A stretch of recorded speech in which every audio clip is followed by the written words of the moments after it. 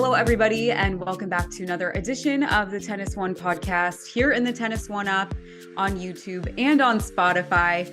Madison Golden alongside Patrick Kuhle, and we are well into the Madrid Open, folks. It's been quite the tournament thus far.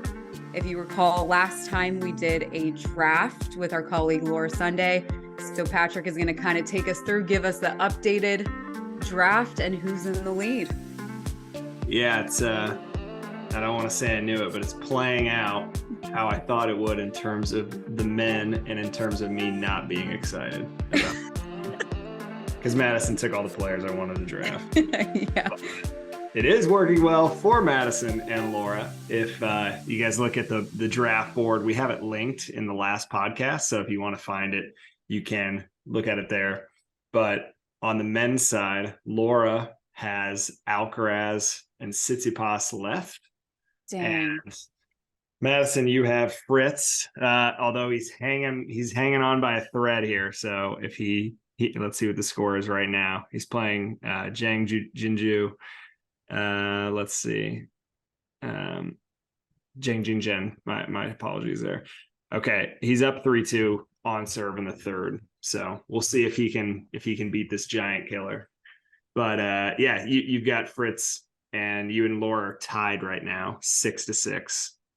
Dang. I scored very few points. I don't even want to say how many points I scored, but it was less than 3 more than 1. We'll say that.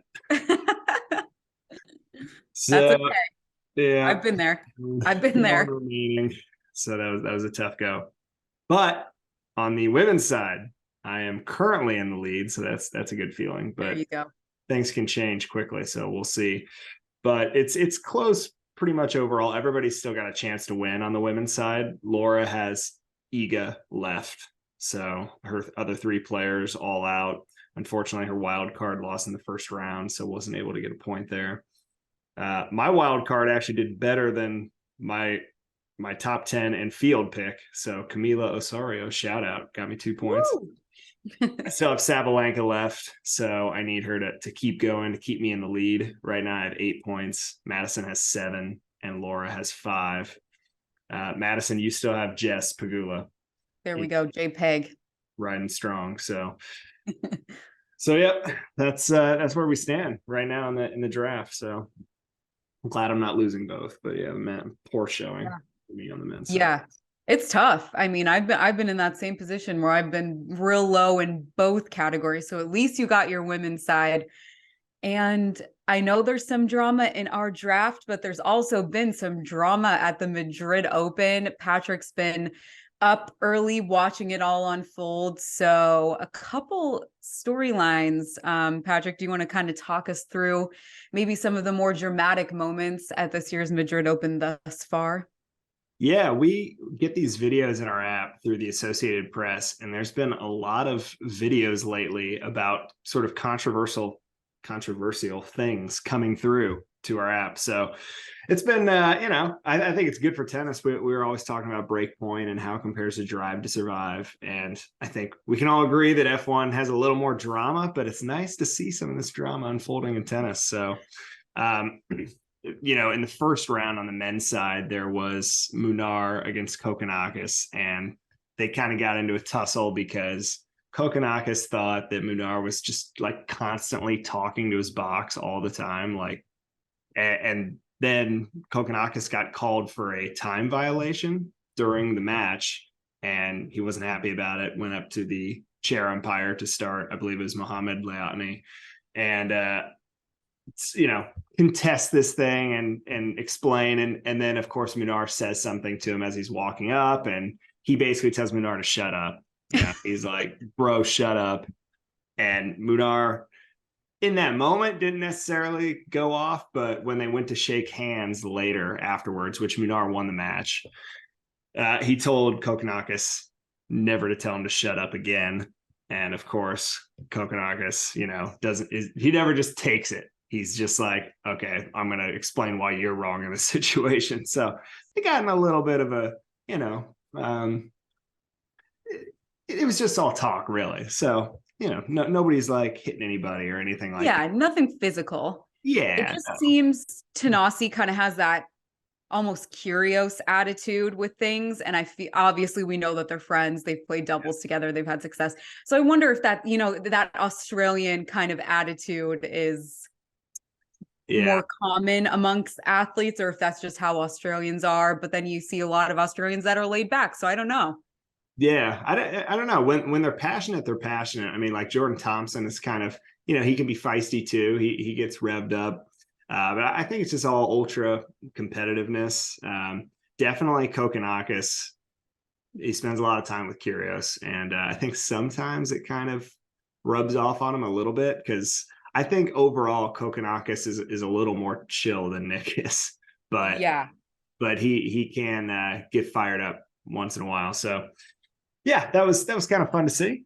Little, just getting us rolling right off the bat. And also in the first round on the women's side, Eugenie Bouchard, who is trying to get back into it.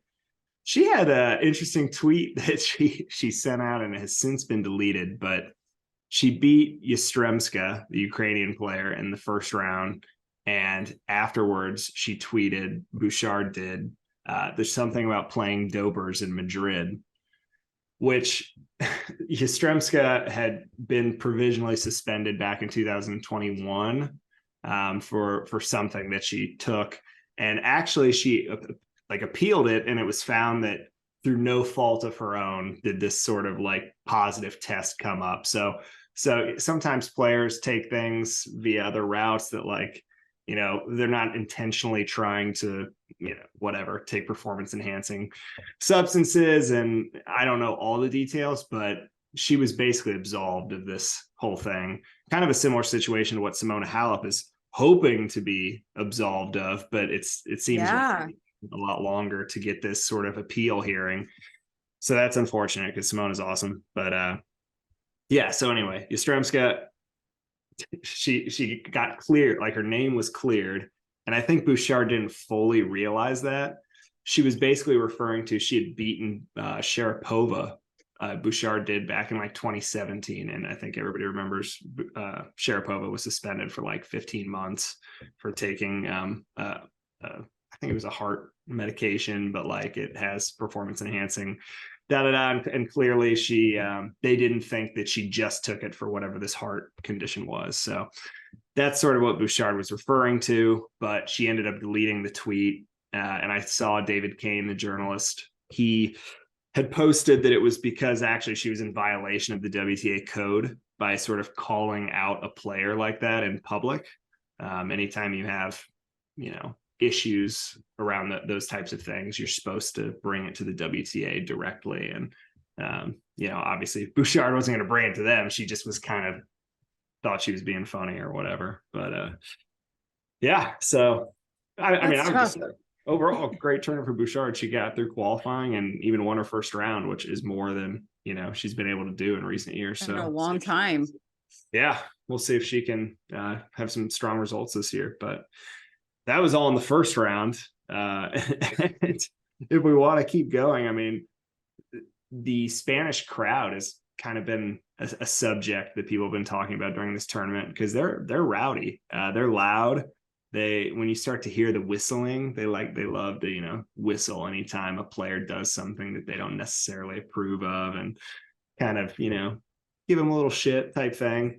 And Holger Rune, he was playing against a Spaniard, Davidovich Fokina, who Rune hit a serve. It was a 40 love point. It was called in. Davidovich kind of challenged it, but there's electronic, they're using electronic calling. So I don't know that he was going to win the challenge ever, but he was sure that the serve was out. The electronic line calling shows the serve was in. It wasn't even really that close to being out. It was well on the line. It was a 40 love point, so really shouldn't have been that dramatic, but Alejandro didn't want to let it go and kind of went up to the chair umpire and was still arguing about it, saying no, that was the wrong mark. So then Carlos Bernardes, who's the chair umpire, had to he's on the walkie-talkie, are you sure that's the right mark? And then all of a sudden the tournament supervisor comes out and Alejandro is talking to him. Meanwhile, Rune finishes his changeover, walks to the other side, looks at where the serve landed and then like steps on the mark and brushes it off, how you can do in clay, how you just kind of clear the mark out.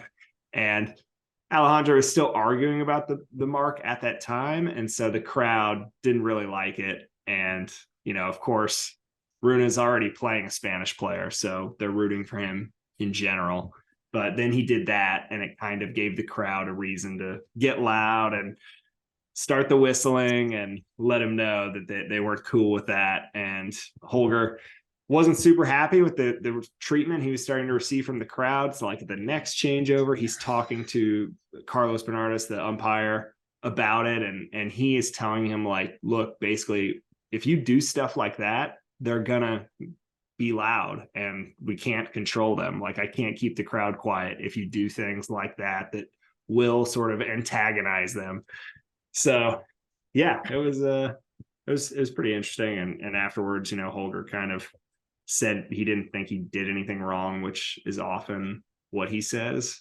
And yeah, that's fine once in a while, but like when things happen sort of frequently with him against other opponents, and that's kind of always what he says, he didn't think he did anything wrong or the other person started it, or it's always kind of like comes off a little immature, and he is young, so that's to be expected. I think as he gets older, he'll look back at some of this stuff, and whether he thinks he was right in the situation or not, he'll kind of maybe understand how to not put himself in these types of positions. So because people want to root for him, he's fun to watch, and he's a good player, a really good player. He's great. He's top 10. And he's dynamic and great to watch. So it's just some of this the maturity thing, like you said, is huge. Exactly. So but then you look at some of these other really young players and they have not behaved that way. So True. I mean, everybody always points to Alcaraz, when they're talking about Runa, they're like, well, Alcaraz, is mature beyond his years, I guess. He on and off the court. Yeah. Crazy. No, so that's we'll see. Everybody grows up in their own time. So definitely. And I mean, speaking of younger players, Iga Swiatek, the queen of clay, how do you feel she's been playing this tournament thus far? Yeah, she obviously is coming off a win in Stuttgart, so that's great for her. She wasn't able to play the Miami Open, so that was kind of a bummer. She couldn't defend the title there, but then she came right back, and first clay tournament she played in, she won. So she hasn't lost on the clay yet. I'm trying to remember how many matches she that was probably 5, 6, 7. She may be like 7-0 now on the clay, something like that. Wow. So yeah, she's having a great start to the clay season. I will say the last 2 matches or so, now the score line against Para looks pretty straightforward, but some of it was like closer than maybe it looks in the score.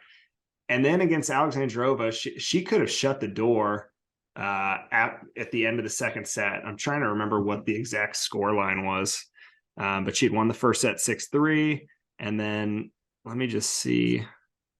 So she could have won it in straight sets, and she could have won it in straights for sure. I'll have to look it up later, but yeah, and Alexandrova kind of broke back and got back in the match, and then ended up winning the second set, and then it went to a third, and Iga was able to shut the door. But it just kind of, I don't know. You can't always be like 100% focused constantly in a tennis match. It really is hard, and Iga's great at it.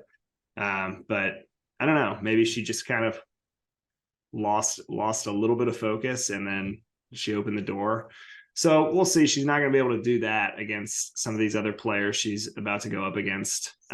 She's going to play Petra Martic, who's been on the tour for a while and has beaten some good players so far in this tournament. Siegmund's nothing to sneeze at, as Laura Sunday would like to say. Kalinskaya is good. She just beat Krejcikova, so that's a huge win. That is a big win. Yeah, and that was in straights. So she's playing really well, so that's not going to be easy. And then if she wins that, she may play with Pegula, if Pegula can beat Kudermetova. And she's already lost to Pegula once this year. That was on hard court, but Yeah, but we'll still, see. It's yeah. once you get to number one and everybody's gunning for you, it's hard to Iga talks about it a lot because she has been so dominant and she gets asked so much about like how she's able to keep the focus, how she's able to people just expect her to win all these matches, because she did have that really long streak last year and people kind of assume that if she plays her best, no one can beat her. And she'll be the first one to kind of dispel that when she gets asked about it. She always wants to, say every match is a challenge and nothing is guaranteed and all that kind of stuff. So yeah, we'll see. She's going to have to beat Martic and then maybe Pagula. And then, she may have to play Sabalenka, who she beat in the finals of Stuttgart. But I don't know. Sabalenka's looking good. So yeah, she does look really good. And Yeah. another WTA player looking good in Madrid, Maria Sakkari. I mean, she's a player that is so hot and cold. Yeah. And really, this year has not had that great of results. So, what have you liked? Maybe what stood out to you the most about the way that she's been playing on clay? Yeah, like you said, this year has not necessarily been everything that she wanted. I mean, she did pretty well. Indian Wells, I think she made the semis, but she lost early in the Australian Open, and that was kind of a bummer for her, I think. And so, yeah, this tournament so far has been her best, I would say, best result of the year. She's in the quarters. She's playing right now, and unfortunately, she's down a break. So we'll see. It's first set, plenty of time. She actually lost the first set in her match with Masarova, right? Yeah, 3-6, 6-3, 6-3. So we'll see. I mean, it's not like she's lost to any players other than the Australian Open. I would say she hasn't lost to anybody that's not like a really strong player. Her losses have been to, I mean, I can just tell you who they've been to right here.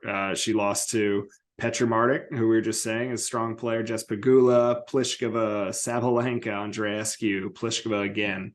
So she's not losing to anybody that is that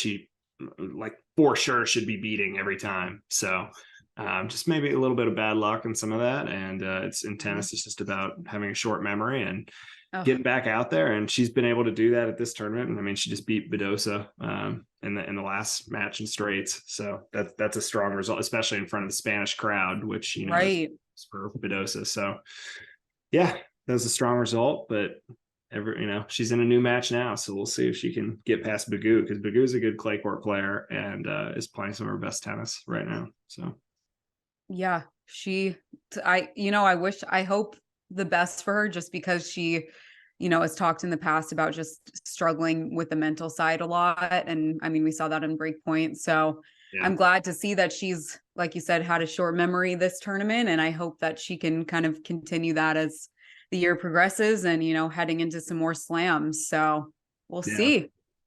Yeah, I'm excited to see the second part of Breakpoint and see how many of these players do they check back in with. I know there's some new players like with Tiafoe and Swiatek and Sabalenka. Alcaraz, hopefully. Yeah.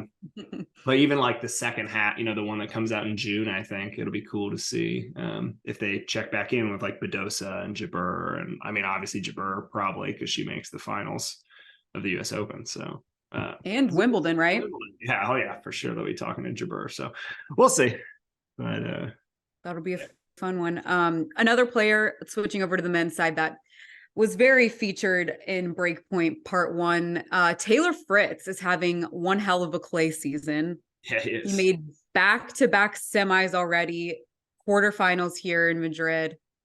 I mean, I love this for him. Yeah, for sure. Well, he's trying to get in the quarters right now. He won the first set. Against Zhang, and Zhang has lost the first set in his last two matches against Shapo and Nori, and then he's come back and won both those matches. And oh my gosh, he's trying to do the same now, and he's up a break against Fritz, serving at 5-4. Oh, so we'll see. These players have been doing well. Taylor's had a great clay season so far. So if he loses this match, it's not like that it takes that away. But He's one of the players I thought has a sort of big opportunity right now if he were to get through this match in the bottom half of the draw with Karatsev just beat Medvedev. So if Fritz were to win this, he was going to play Karatsev to try to get into the semis.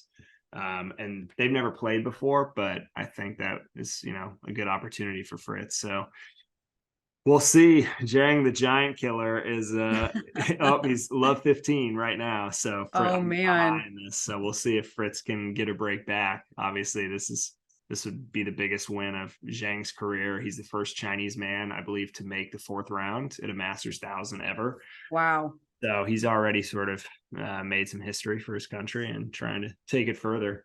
But yeah, Fritz has been playing great on the clay. And yesterday I saw on Twitter, trying to remember who it was, but somebody was talking about betting on Fritz to win Roland Garros because the odds were good for Fritz. Like it wasn't, it's not a sure thing that he wins, but I think it was like, wow.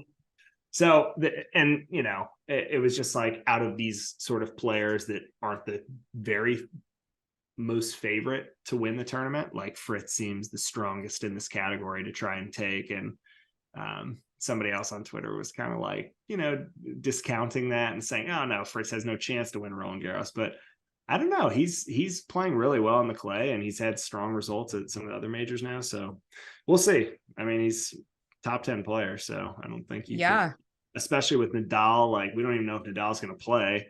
And then Djokovic has had some injuries as of late. So I don't know. I kind of think the French is wide open this year. So we'll see. I mean, obviously Alcaraz has got to be a favorite, but for sure. But you never know. And Morgan Riddle, not in Madrid right now. She will be back for Rome. She'll be back in Europe. And when she's been there, he's made 2 semifinals. So coincidence, I don't know. Yeah. Well, okay. We got a love 40 right now on Zhang's serve. So Fritz might be getting a break back right now. You're getting some live commentary here. But yeah, I mean, maybe Morgan should have been at this match. If he loses, that could have been the issue. So yeah, for sure. I guess my kind of last few questions for you about Madrid. Have there been any matches that you feel have been a must watch or have been such an exciting match that you're like, wow, I can't, like, for clay, especially with it notably being a little bit slower? Yeah, well, let me look back at the draw because there's been so many matches. Well, I mean, the Tsitsipas team match was really exciting. It was cool to see team back.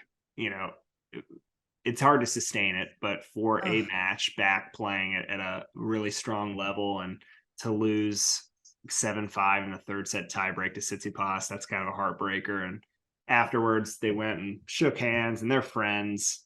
And Tsitsipas, you could tell, just kind of was like, hey, you deserve to be here. Mm-hmm. Keep believing, that kind of vibe. Didn't he say you still have it? I'm pretty sure that's okay. Is that what he said? Still have it. Yeah. Yeah. Because that's what it looks like for sure. He's like pointing at his chest and stuff, like you still have it. Because it's just taken a while for team to kind of get back to where he was with wrist injury. Wrist injuries are rough in tennis. So whereas Zverev, who took a tumble last year on the clay, he's been able to sort of not get all the way back to where he was, but get back faster.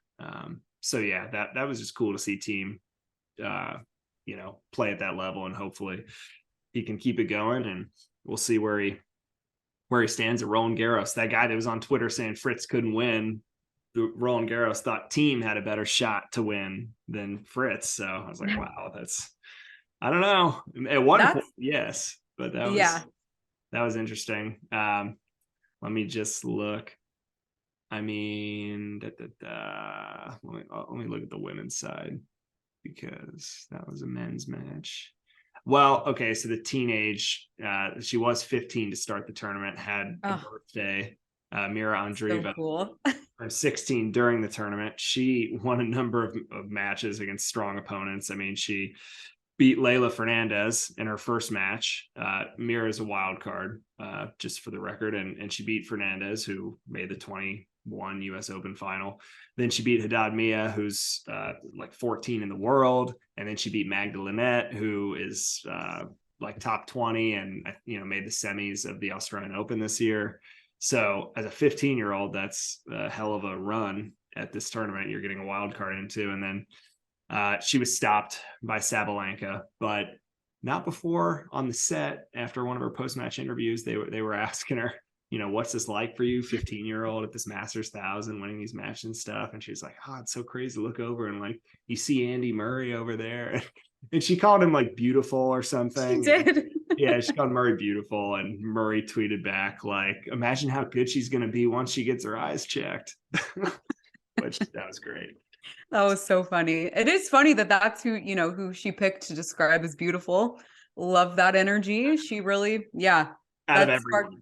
Out of everybody you could choose in tennis. There are a lot of beautiful people, but Yeah. Andy Murray, she just throws them out there. There you go. We know where she stands. So, but yeah, no, it's been fun to watch Andreeva. And she, I mean, for her age, she's like very strong. I mean, and like pretty tall. And yeah, so she's having a strong start to her pro career. That's for sure.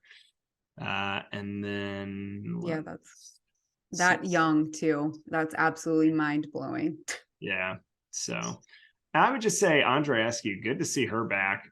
She lost her first match close, but like she said she tore a couple ligaments in her ankle, and that was in Miami, like it was like a month ago, and she's playing in this tournament. I mean, I tore ligaments last December in my ankle, and I was out for like 7-8 months. So quick turnaround for her, my gosh. Yeah, I don't know what they're doing over there, but that was hell of a turnaround for her. So good to see her back, because she was playing great in Miami. So. Oh, she was playing so well. That was pretty heartbreaking. So like you said, very glad she's back so quickly, and the fans love her. So no doubt.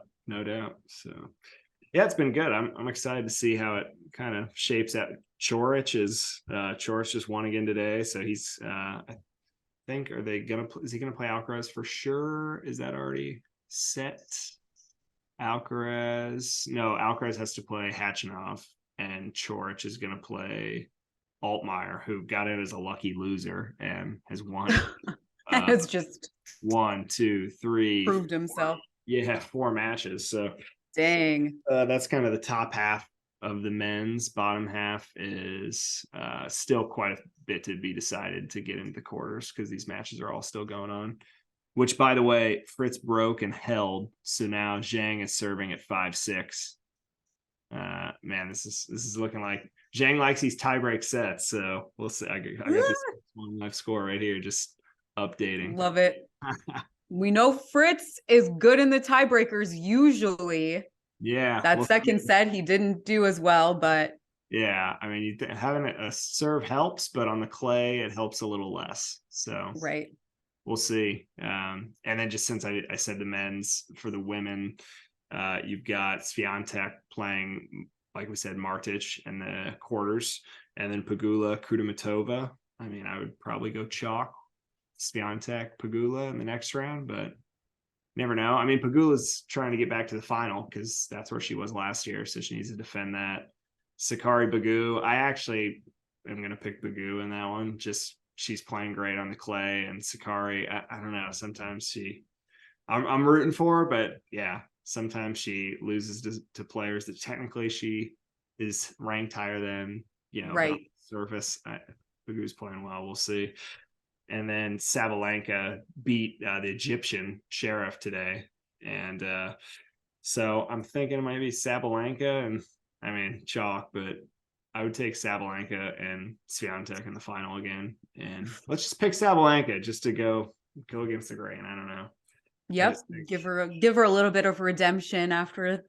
Yeah. Well, Swiatek's going to have to beat some good players to get there. And I just think that it'd be a little draining, and yeah, but not that you can't do it. So we'll see. Yeah. It's been a great tournament. I don't know. There's definitely been some upsets in this one for sure. Yeah, no, it's been fun to watch, and that's what happens on the clay. It's like all of a sudden everybody that you thought you kind of knew the order of where everybody falls, but then when you switch surfaces, it totally changes, and there's players that come out of the woodwork that you've never really heard before, but they're great on the clay. And yeah, I don't know if Roland Garros does this, but Wimbledon actually seeds their players not by the rankings all the time. They'll actually look and just be like, we know this person is like good on the grass, so we're gonna. Oh, wow. I don't know if Roland Garros does that, but it'd be worth it, I think. I need to Yeah. but yeah, outside of the tennis, though, there's been some interesting things going on that are still part of the tennis world that I want to ask you about after we take a break here, and we'll come back and maybe talk a little Met Gala, huh? There we go. Madison loved it. We were getting a lot of updates last night. Some exciting news. So we'll be right back.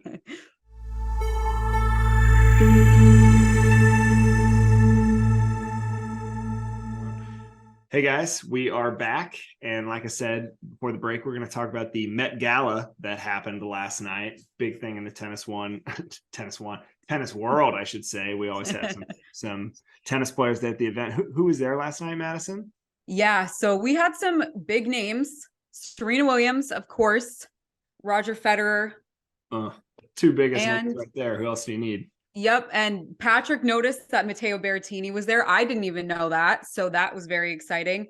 And then, of course, Andy Roddick with his lovely wife, Brooklyn Decker, were also there. So gotta love it. Federer and Roddick showing out. I would okay, right off the bat. Who won the tux battle between Federer and Roddick? Because Federer is well known for, unfortunately, ripping Roddick's heart out in a lot of tennis matches. So did he do it on the red carpet as well? I'm going to go with 1,000% yes. Roger ate that red carpet up, okay? He was in a Dior tuxedo, wore a brand new $35,000 Rolex, which I know in comparison to some of the watches he's worn in tennis is not that much, but yeah, sporting a brand new Rolex is not a bad way to walk down the carpet. He had the nice sunglasses going. Dior, I mean, what else could you ask for? He looked fabulous. Yeah. Federer knows how to work the red carpet. The guy's been doing it for years. Honestly, on the men's side, he's one of the top fashion icons for tennis. I mean, if you remember 100%.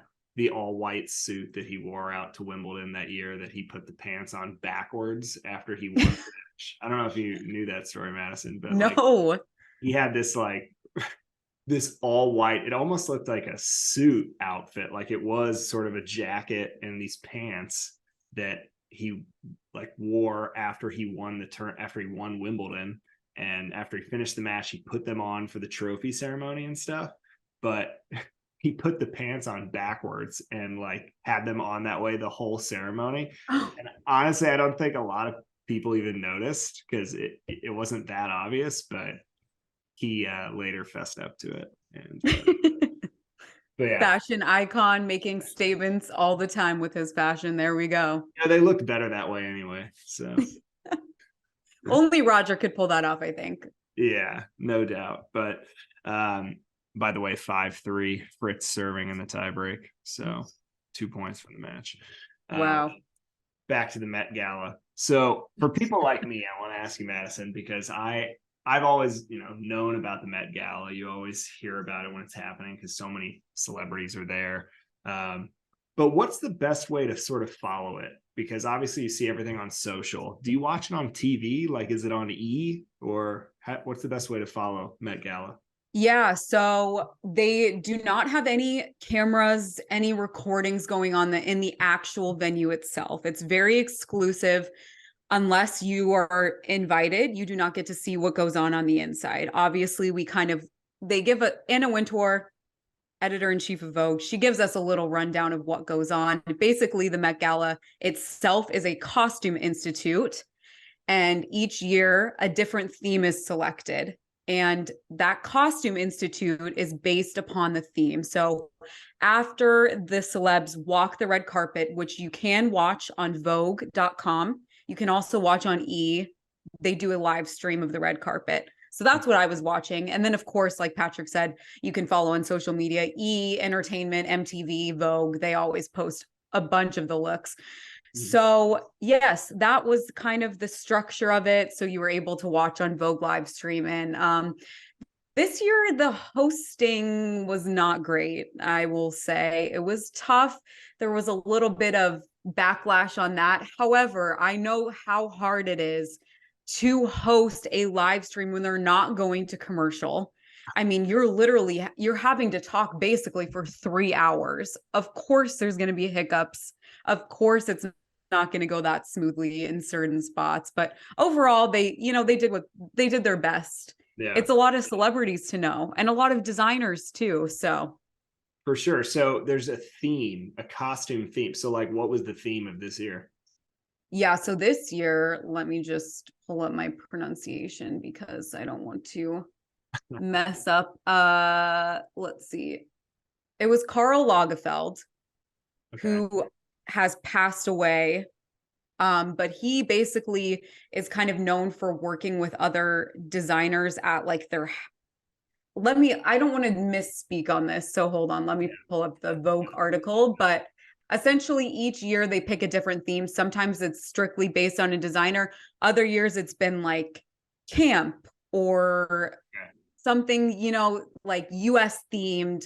So it's not always necessarily a designer, but this designer had worked with Chloe, Dolce and Gabbana, Gucci, big designers. So some of the celebrities, yeah, they had worn dresses that he previously designed or other celebrities had worn, and they kind of asked to remake those.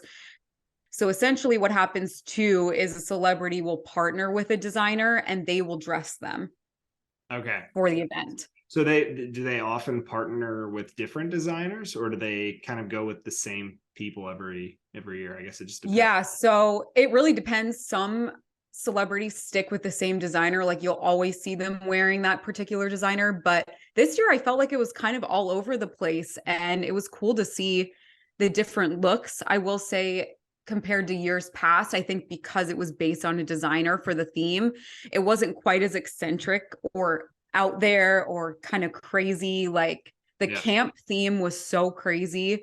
We saw that was the year that camp is kind of like, in a way, cheesy, or like, I don't know the best way to describe camp, but that's where like Kendall Jenner wore that feather orange outfit. Okay. Jared Leto had like his head with him. And yeah, so that one was a really I don't fun recall theme. seeing like any really crazy outfits at this one. Yeah, I will say the only crazy ones, Jared Leto came in a full-on cat suit and you didn't know it was him until he took off the head. So it was like a mascot suit. So that one was crazy. And Doja Cat actually had a cat makeup on. Oh, And wow. it was like the feline, it was clearly a prosthetic, but she literally did not speak any English in her interview. She was meowing. You can look it up. It was crazy. So those were probably the only two crazy looks that I would say I noticed. Jared Leto, shout out 30 Seconds to Mars. That was one of my favorite bands when I was a kid growing up. I love them. I've seen them with my dad. We're big 30 Seconds to Mars people. Heck yeah, so cool. Oh god, every time this score updates, it's just like Fritz was serving at 6-5 for the match at the tiebreak. Zhang won that point, got it to 6-all, then won another point and was up 7-6, and then Fritz was serving and just managed to get it to 7-all. So we're at 7-all right now. Oh my goodness, back and forth. Oh, yeah. Okay, so the Met Gala, it's obviously at the Met, the Metropolitan Museum of Art in New York City. So once they go in, like no press, right? That's where that ends, and it's a dinner, I assume. And what else goes on in there? Yeah, so I think usually it's speeches by the chairs. And actually, Roger Federer was a co-chair this year, and he co-chaired alongside Michaela Cole, Dua Lipa, and Penelope Cruz. So he was kind of in charge of helping with the guest list, helping with the menu. So he had some big duties this year. Yeah, well, now that he's retired, look, I have more time to dedicate to this. I can, be involved. And him and Anna, we know, are close. So she, big tennis fan. We've seen her at Wimbledon, US Open, of course. So she and him are pretty close knit. So it's cool that he had a little bit more involvement with that this year, I think. So big job for him. No doubt. Well, okay, so it was a big night for Raj, but probably an even bigger night for Serena Williams, right? When did you first find out that she, like, when you first saw her get out of whatever, I don't know what, she came in a car, or like, how did she arrive? Yeah, so she actually, before she took the red carpet, she took to her Instagram Okay, so it was and before. posted a picture. Yep, that was before she took the carpet. Posted a picture saying, was so excited when Anna Wintour invited all three of us to the Met Gala. And that was her big pregnancy announcement. She's expecting her second kid. Yeah, Very exciting for her. We know that that was a big, thing for her, taking yeah, a step back from tennis. They wanted to expand on their family. So what better way to do it than Met Monday? yeah. Freaking mic drop. Serena's so good at that, huh? She just like, why announce? Why just announce a baby when you can do it right ahead of the Met Gala and Yep. show And up? why do it when you can't, you're wearing Gucci? I mean, what better way? She wore Gucci, this Yeah. beautiful black and white dress with these long dramatic pearls. She looked great. Mm. Very exciting for her. So yeah, agreed. That was a big night for Serena for sure. Yeah. Jeez. So okay, we got to rate the tennis looks. Out of the tennis players, who do we have? We have Federer, we have Serena, we have Berrettini and Roddick. Are those sort of Yep. the four pro tennis players? All right. One, Yep. two, three, four, rank them. Oof. I think Okay. we know who your last place was from a conversation we had. Yeah, yeah. So I'm gonna, unfortunately, I love him to death, but Andy Roddick just didn't really bring the heat to the red carpet. However, his wife Brooklyn Decker, and the two can be seen in the film Just Go With It, the end scene together, Mm. married since 2009. She wore Chanel, stole the show for sure. So actually, you know what? Maybe she puts them up in third She brings place. on. Okay. Yeah. Yeah, so I'm going to put Matteo at the bottom. He was Okay. wearing a Malama all black tuxedo. I'm not a huge fan of the all black look. I don't like the black undershirt with the black bow tie with the black jacket. So I think that I'm more of a classic thing. So yeah, actually take that back. So Andy's third, Matteo's fourth. Okay. Oh, Toss. Roger and Serena, I don't know. That's really hard. Yeah. I think I'm going to take Serena in the top spot just because displaying the bump. Oh She's yeah. in Gucci. I mean, what more can you ask for? Yeah. Roger, close second, though. Dior tuxedo, his Rolex. Love to see it. Yeah, I think we got to give it to Serena for sure. That was a hell of a way to announce it. And Roddick, I feel like Roddick, he doesn't want to steal the show. His wife's the show at these types of events. I think I said to you, I feel like his tuxedo was probably just like a tux that he already had that he wears to weddings, and he's just like, oh yeah, this will work. Right that way. He Maybe not. and he doesn't have any social media, right? Besides Twitter. He doesn't have an Instagram. Which he's great on Twitter, by the way. Everybody needs to follow Yes. on Twitter. But oh, there it is. Jang won 10-8 in the third set tiebreak. Wow. It goes down. So in live time, we are updating the draft. There goes my Madison, men's. I'm done. that's it for you. So I think Laura's going to take the men unless Alcaraz and Tsitsipas both lose their next match, which I'm not betting on that. So looking like Laura's going to pull it out. But, that was a close one. yeah. Okay. So anyway, back to the Met Gala because I'm learning a lot here. It felt like there was a lot of hype this year. Like, how did this year's event compare to past years in terms of the hype? Does it feel like did they take years off during COVID maybe, and it's just like fully on now, or? Yeah, so COVID, obviously 2020 March was when COVID hit. So they did not have the Met Gala in May of that year. And then in 2021, it was actually pushed back to September because of COVID. So it was for those that don't know, Met Gala always the first Monday of May. Yeah. That is always how it's been. So when it was in September, it was a little weird, but it did allow for Matteo Berrettini, Ajla Tomljanovic, and a couple other. I think Naomi Osaka went that year because it was right around the US Open.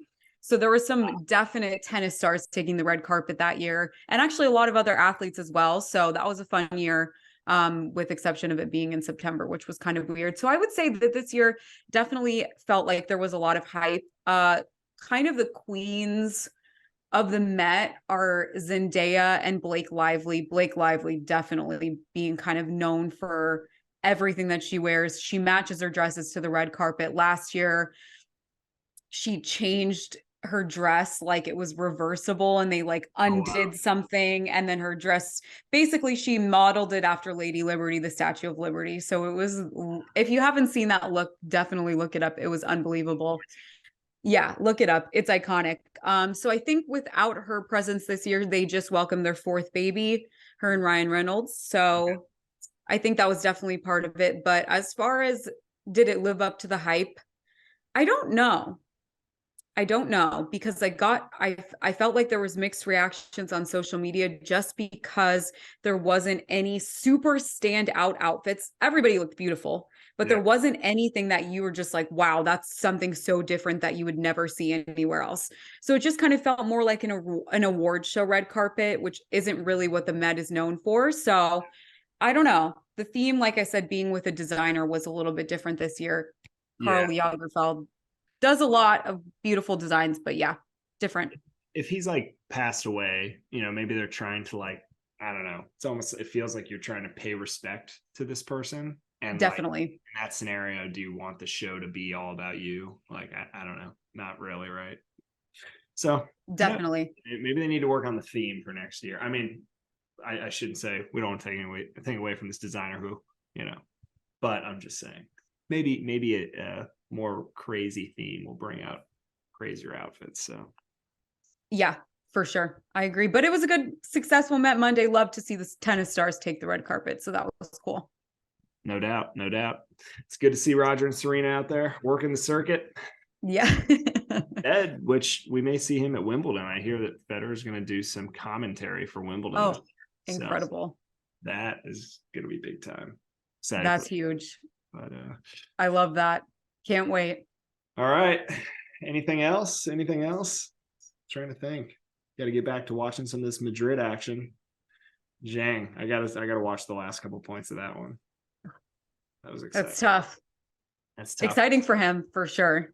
But, you know, like you said, maybe if Morgan Riddle was there, it would have, you know, given him just. I'm just saying, I think she has something to do with his winning streaks. Yeah. Seems like when she's with him, so she does well. She's going to be in Rome. Yep. Okay. Yep. I follow her pretty closely on social media, so I've been tracking where she's at, and she said she's going back to Rome. So there we go. All right. You heard it here first. Thanks again, Madison. This is fun. We'll maybe catch up next week, I guess, once Rome gets going. I don't know if we'll do a draft. Maybe, unless you and Laura are going to. Maybe we can get Nate to come in and do a draft with you guys or something. There we go. Yeah. Bring it back. Awesome. And thanks again. Thanks, guys, for listening. If you're on Spotify, a follow, a rating would be helpful. YouTube, like, subscribe. TennisONE. There's a comment section at the bottom. Really helpful. Any thoughts, things you want us to talk about in the next episode, questions you want us to answer, throw them down there, and we'll be sure to do so. Until then, we'll talk to you guys next time.